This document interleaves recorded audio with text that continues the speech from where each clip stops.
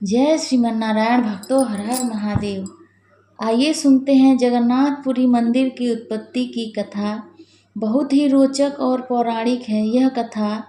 भगवान जगन्नाथ उनके भाई बलभद्र और बहन सुभद्रा के साथ जुड़ी हुई है और यह उड़ीसा के पुरी में स्थित जगन्नाथ मंदिर के निर्माण और इसकी महत्ता को दर्शाती है।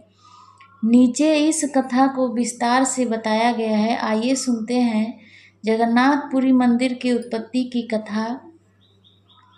पौराणिक कथाओं के अनुसार जगन्नाथ मंदिर की कहानी द्वापर युग में शुरू होती है और भगवान श्री कृष्ण उनके भाई बलराम और बहन सुभद्रा से संबंधित है। लेकिन मंदिर की स्थापना की कथा का प्रमुख आधार राजा इंद्रधुम्न की भक्ति और भगवान विष्णु के प्रति उनकी श्रद्धा से जुड़ा है। राजा इंद्रधुम्न और भगवान का दर्शन। प्राचीन काल में मालवा के राजा इंद्रधुम्न बहुत ही धर्मपरायण और भगवान विष्णु के परम भक्त थे। एक बार उन्हें स्वप्न में भगवान विष्णु ने दर्शन दिए और कहा कि पुरी के समुद्र तट पर उनकी एक विशेष मूर्ति प्रकट होगी।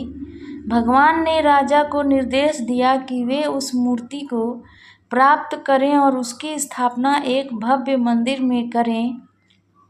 स्वप्न के बाद राजा इंद्रधुम्न ने पुरी की यात्रा की और समुद्र तट पर एक विशाल दैवीय नीम का लकड़ा तैरता हुआ पाया। यह लकड़ा कोई साधारण लकड़ा नहीं था, बल्कि इसमें भगवान विष्णु की दिव्य शक्ति थी। राजा ने इस लकड़े को प्राप्त किया और इसे मंदिर में स्थापित करने का निर्णय लिया। मूर्तियों का निर्माण और विश्वकर्मा का आगमन। राजा इंद्रधुम्न ने इस लकड़े से भगवान जगन्नाथ, बलभद्र और सुभद्रा की मूर्तियों को बनवाने का निश्चय किया। लेकिन कोई भी कारीगर इस दैवीय लकड़ी को तराशने में सक्षम नहीं था। तब स्वयं भगवान विश्वकर्मा एक वृद्ध बढ़ई के रूप में प्रकट हुए। उन्होंने राजा से कहा कि वे मूर्तियों को बनाएंगे, लेकिन शर्त यह थी कि वे एक बंद कमरे में काम करेंगे और कोई भी उस कमरे में प्रवेश नहीं करेगा। विश्वकर्मा ने मूर्तियों को तराशना शुरू किया। कई दिनों तक काम चलता रहा, लेकिन कोई आवाज़ नहीं आ रही थी। राजा की पत्नी रानी गुंडिचा को चिंता हुई कि कारीगर ठीक है या नहीं। उनकी जिद के कारण राजा ने कमरे का दरवाज़ा खोल दिया। जैसे ही दरवाज़ा खुला, वृद्ध बढ़ई विश्वकर्मा वहाँ से गायब हो गए। कमरे में 3 अधूरी मूर्तियाँ थीं, जगन्नाथ, बलभद्र और सुभद्रा की। इन मूर्तियों के हाथ पैर पूरे नहीं थे और उनका रूप असामान्य था। भगवान का आदेश और मंदिर की स्थापना। राजा इंद्रधुम्न बहुत दुखी हुए, लेकिन उसी रात भगवान विष्णु ने उन्हें फिर से दर्शन दिए और कहा कि ये अधूरी मूर्तियां ही उनकी इच्छा के अनुसार है। भगवान ने बताया कि वे इस रूप में ही अपने भक्तों के बीच रहना चाहते हैं, ताकि सभी को यह संदेश मिले कि भगवान का रूप भक्ति और प्रेम से परिपूर्ण होता है, न कि केवल शारीरिक पूर्णता से। इसके बाद राजा इंद्रधुम्न ने एक भव्य मंदिर का निर्माण करवाया और उन मूर्तियों को वहां स्थापित किया।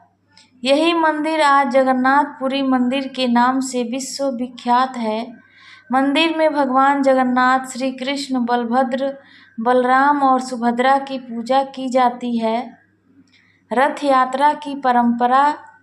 कथा के अनुसार भगवान जगन्नाथ ने राजा को यह भी बताया कि हर साल उनकी मूर्तियों को रथ पर ले जाकर नगर भ्रमण करवाया जाए। यह परंपरा आज भी विश्व प्रसिद्ध जगन्नाथ रथ यात्रा के रूप में मनाई जाती है, जिसमें लाखों भक्त शामिल होते हैं।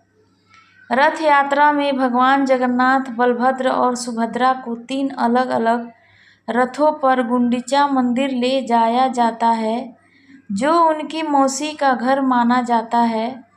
मंदिर की विशेषताएं: मूर्तियों का अनोखा रूप। जगन्नाथ, बलभद्र और सुभद्रा की मूर्तियां अधूरी हैं, लेकिन इनमें एक विशेष आध्यात्मिक शक्ति है। ये मूर्तियां नीम की लकड़ी से बनाई जाती हैं और हर 12 या 19 साल में नवकलेवर उत्सव के दौरान इन्हें बदला जाता है। महाप्रसाद: मंदिर में बनने वाला प्रसाद, जिसे महाप्रसाद कहा जाता है, बहुत ही पवित्र माना जाता है। इसे भक्तों के बीच बांटा जाता है और यह सामाजिक समरसता का प्रतीक है। 4 धाम में शामिल जगन्नाथपुरी मंदिर हिंदू धर्म के चार धामों बद्रीनाथ, द्वारका, रामेश्वरम और पुरी में से एक है। पौराणिक और ऐतिहासिक महत्व: जगन्नाथ मंदिर की स्थापना को लेकर इतिहासकारों का मानना है कि यह मंदिर 12वीं शताब्दी में गंग वंश के राजा अनंतवर्मन चोडगंग देव द्वारा बनवाया गया था। हालांकि कथाओं के अनुसार इसकी पौराणिक जड़ें बहुत प्राचीन हैं। मंदिर का प्रबंधन और पूजा अर्चना आज भी परंपरागत रूप से की जाती है और यह उड़ीसा की संस्कृति का केंद्र है।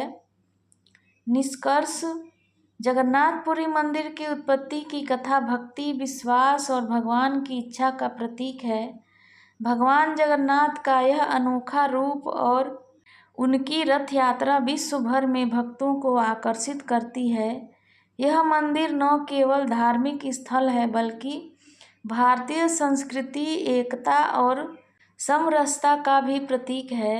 यदि आप इस कथा के किसी विशेष हिस्से या मंदिर की अन्य परंपराओं के बारे में और जानना चाहते हैं तो कृपया हमें कमेंट में ज़रूर बताइए और हमारे चैनल को सब्सक्राइब कीजिए। पूरी कथा सुनने के लिए धन्यवाद।